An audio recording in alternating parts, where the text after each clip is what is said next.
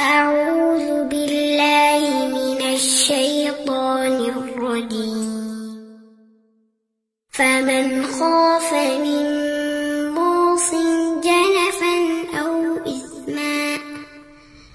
أو إثما فأصلح بينهم فلا إثم عليه، إن الله غفور رحيم.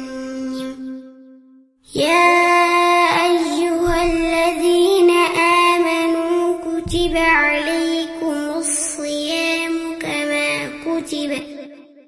كما كتب على الذين من قبلكم لعلكم تتقون. أياما معدودات، فمن كان منكم مريضا أو على سفر فعدة من أيام أخر، وعلى الذين يطيقونه فدية طعام مسكين، فمن تطوع خيرا فهو خير له، وأن تصوموا خير لكم إن كنتم تعلمون. شهر رمضان الذي أنزل فيه القرآن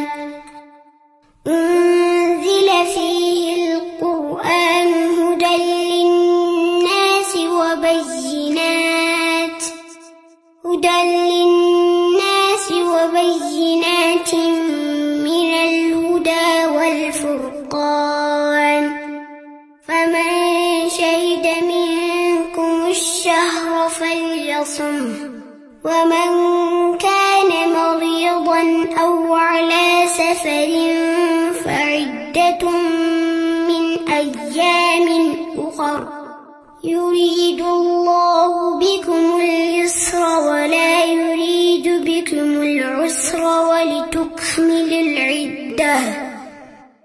ولتكملوا العدة ولتكبروا الله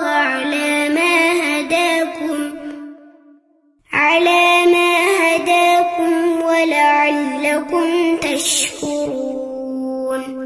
وإذا سألك عبادي عني فإني قريب أجيب دعوة الداع إذا دعان، فليستجيبوا لي وليؤمنوا بي لعلهم يرشدون.